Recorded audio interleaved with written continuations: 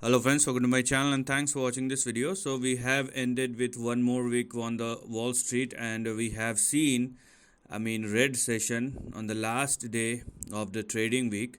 Now this week I'm going to share some very interesting, rather important things. So obviously do not simply look at this analysis focusing on the stock market because it will have an impact on your pocket. Forget about the stock market for the time being and focus on what is about to happen, because stock market is like when money comes in, money goes out, so it will go in cycles or move in cycles.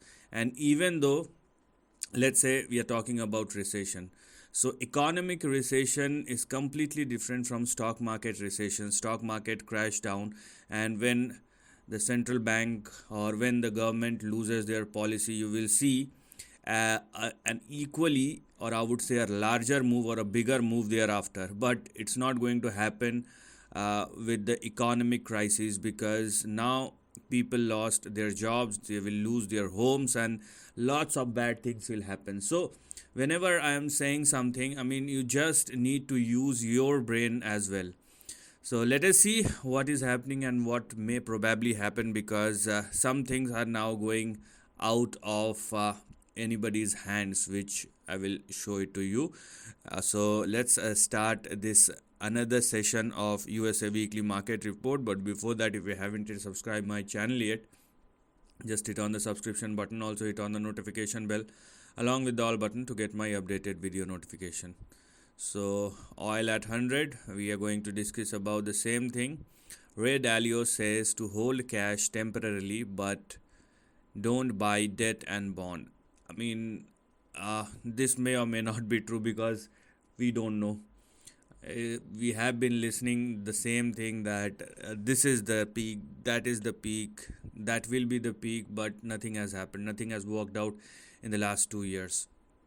So this is something, take the guidance from those who are actually experienced in the market, but you should apply your own brain as well. That's what I'm going to say.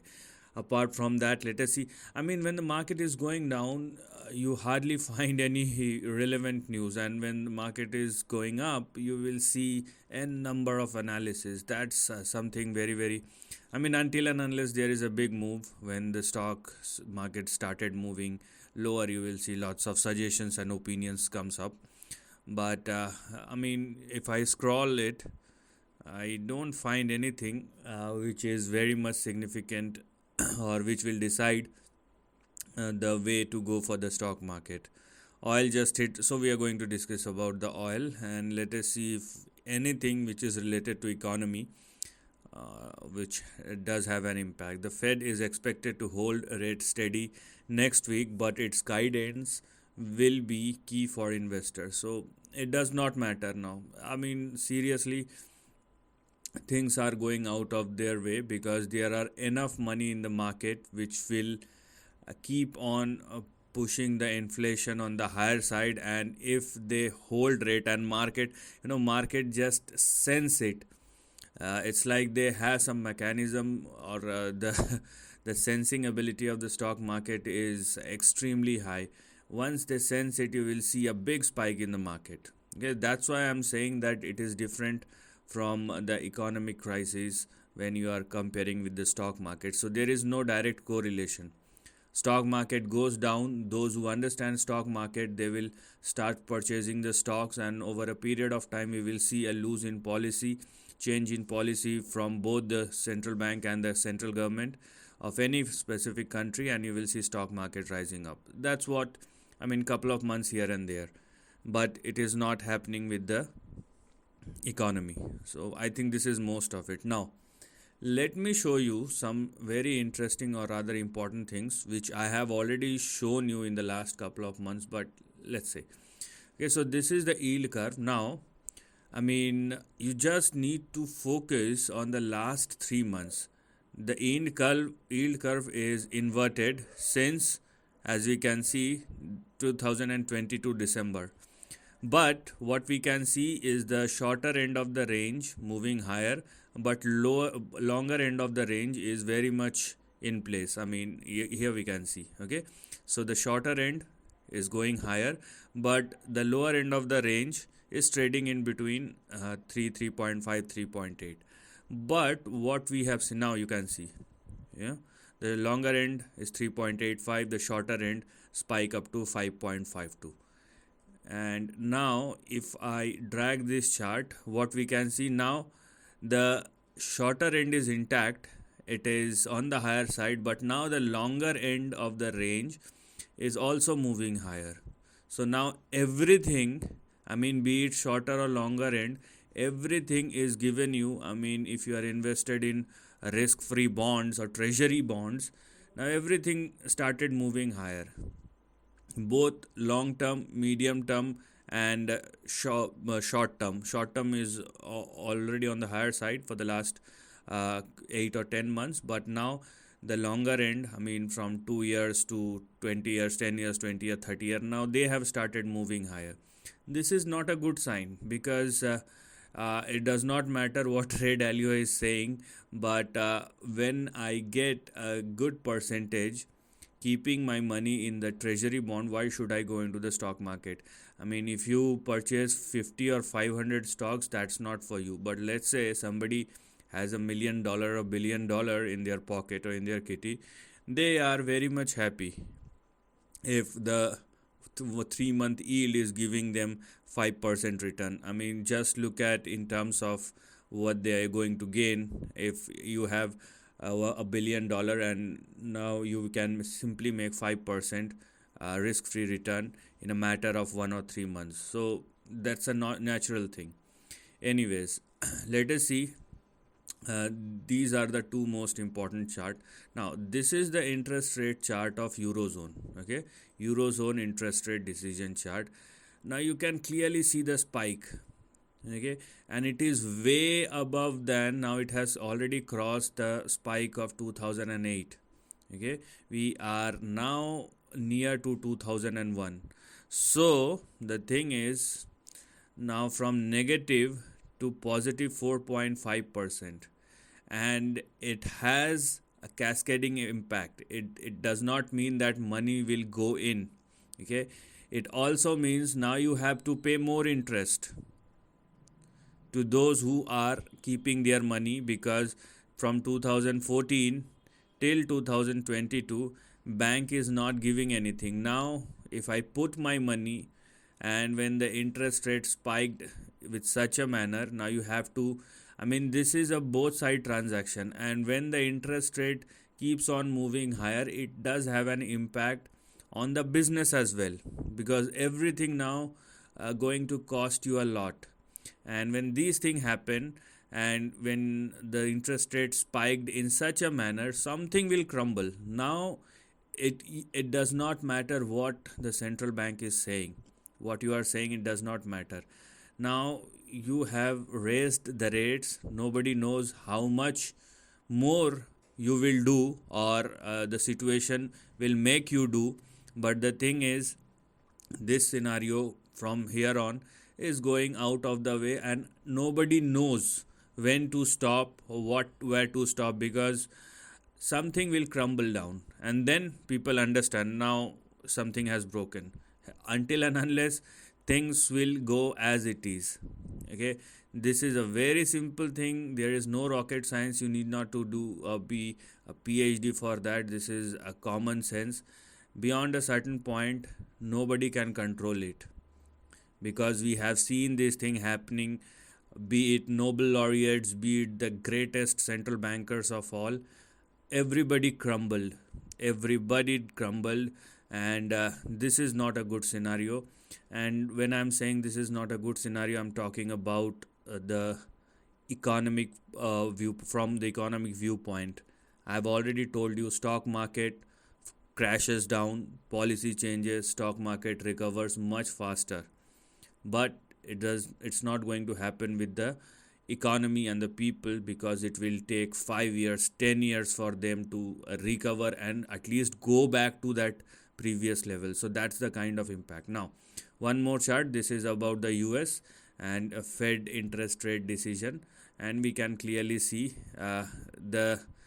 interest rate has already crossed the highs of 2006, and now it is equal to the interest rate of 1995. And once it crosses, I think 6.5 or more, I mean just one more percentage point, it will cross the high of year 2000 as well. So now you cannot stop. That's out of the way, because there is enough money in the market which will make you keep the interest rate pushing on the higher side. Because if you don't do that, I mean, and it will have a lag impact. We will see in the next 6 months or 7 months or a year, you will see what has happened in the economy as well as in the businesses.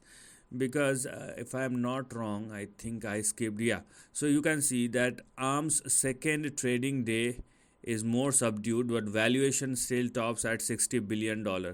And after 2 days of going to public, a company is getting a valuation of $60 billion. I mean, this is crazy. We have lots of companies in the US market which is not trading. Maybe $60 billion is not much when you are looking at big companies, but getting a valuation of $60 billion is not at all a joke. It's a very serious stuff. So anyways, it will have a lag impact, and we will see this impact in the next 12 months, not right now. So one more percentage and you are going back to the highs of 2000. Now let's just think for a minute. Sorry, this thing is going a bit longer than usual, but I have to explain it. Now, in 2021 or from 2009 till 2015, you are getting a mere 0.25%, not even a half a percent, 0.25% rate. Now you are getting an interest rate of 5.5%. I mean, meanwhile, let us just go through and check it out.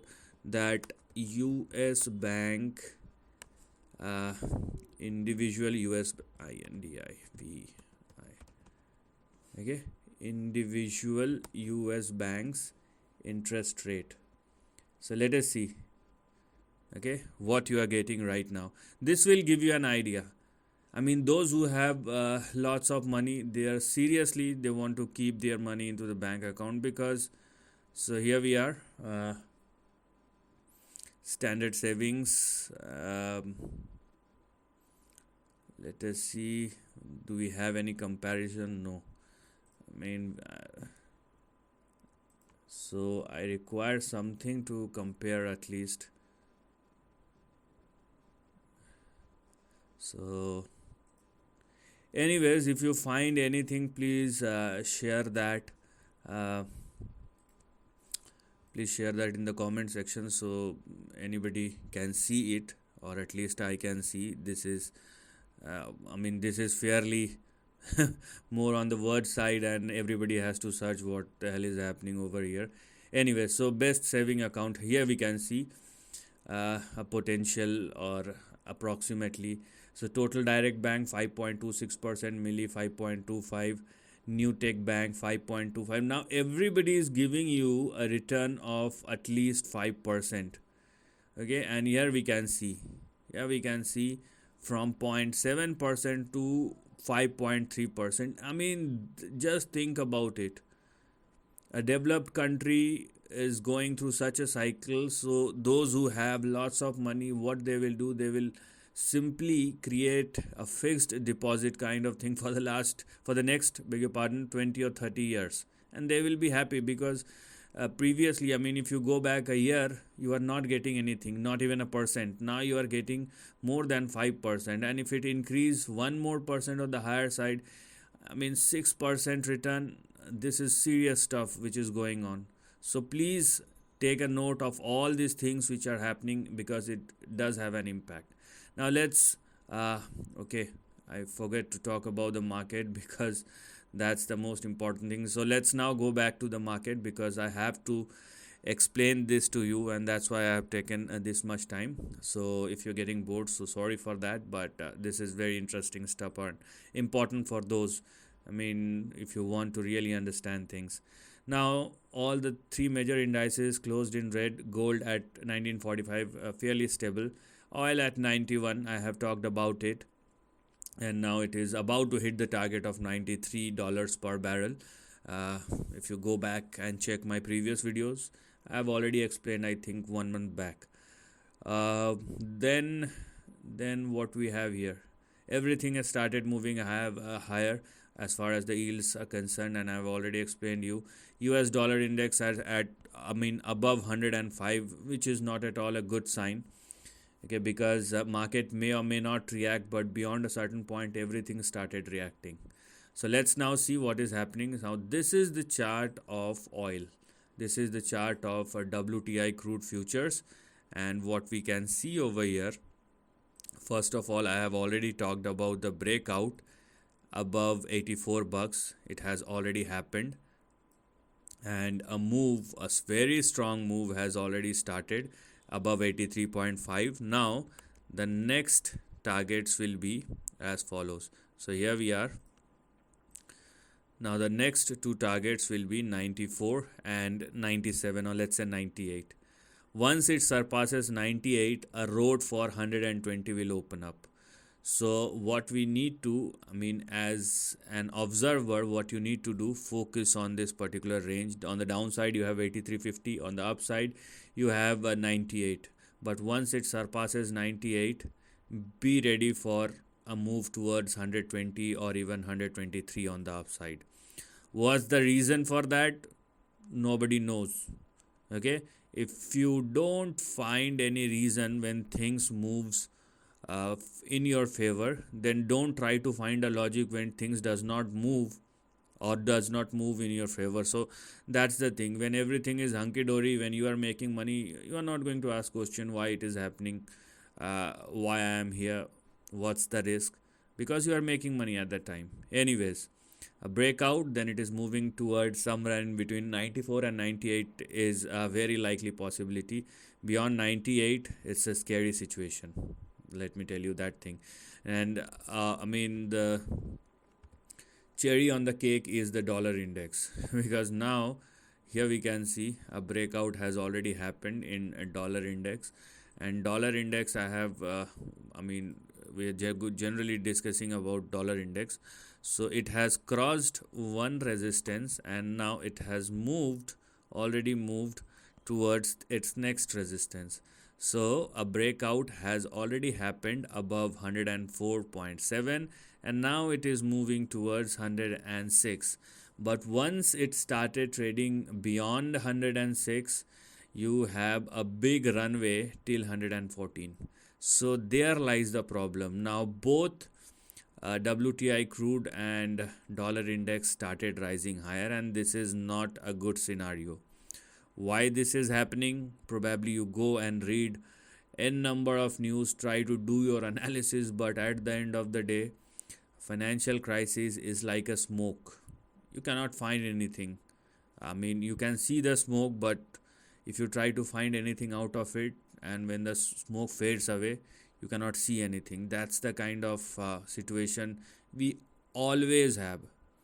We try to find the reason, this is the problem, that is the problem, and things are going on and things will get over. And once things will get over, you will see lots of analysis reports. But when you are in the situation, there are hardly few people who can understand and place their bets accordingly. That's the reality, hard reality.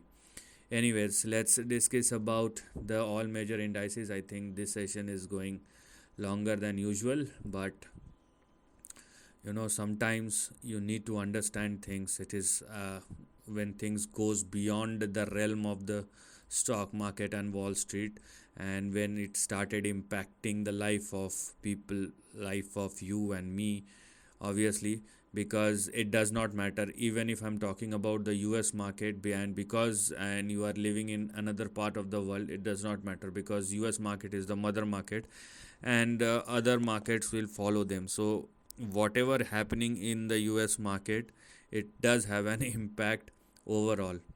Okay, so that's the biggest thing. So it is not only important from US perspective, but it will have an impact on the global economy. Let's face it. Now what we need to do for Dow Jones is focus on 34,400. That's the big support, because if Dow Jones started falling below 34,400 or less, then obviously you will see a next round of selling. But this is a 50-50 scenario. When we are talking about equity market, anything can happen, and if Dow Jones sustains above at or above 34,400, then you will see an upside as well. So both things can be possible. Now let's talk about the price chart of Nasdaq Composite, and here we are. So I don't want to create a doomsday scenario. That's not possible. Okay, so if I start saying that now this is the thing and the stock market will fall 50%, this is nonsensical talks. uh, Stock market always find its way, and those who are saying it, and if you know they are in the market, they have already taken their bets and they are not going to tell you. Okay, so anyways, for Nasdaq, you have your resistance at 14,153, beyond which a new move will start, and you have your immediate support at 13,650, and if it falls below that, you have 13,384, and we have 13,167. So this is what, and this is how things may probably look like for Nasdaq, and this is more like a consolidation which is happening in between 13,160 and 14,160. Now the more stable one is the SPX. So let us see, and this is the price chart. Over a period of time, obviously the price chart of S&P 500 is very much a replica of Nasdaq, because there lies the biggest companies, not only in the US but across the globe. They are so big that they are bigger than 10-15 countries, and if you try to calculate their value, the value of the country, 10-15 country equal to the value of one US company. Anyways, for S&P 500, 4425 is the support which one must look at, or let's say 4420, because if S&P 500 falls below 4420, you will see a next round of selling. So that's what you need to look at, and you can equally see an upside if things or if it takes support at 4425. Now for the time being, you can see the equity market is giving you some sort of correction slash, I would say, consolidation, because this is happening within the range. Unless something cracks and stock market give you a very big fall, nobody knows, which nobody definitely knows. So that is something which we need to see and look at. But that's why I've given you the support level. So use those levels very, very carefully, and when things goes wrong, market will not give you the signal. It will simply dump this. Everything started falling down and nobody has the answer about. So that's how market reacts. So focus on the levels or support levels which I have given to you, and if you don't understand, then stay out of it. Okay, I'm not talking about the long term investor, those who are holding for 10-15 years, and they need not they don't require my advice, they don't require my words. But if you are new in the market and if you don't know what is happening, and if you try to take punt without having a proper understanding, so please understand that market is giving you a sign of consolidation. I would say a consolidation and less for correction, but we will see how things will evolve over a period of time. So this is the end of the video. Thanks for watching.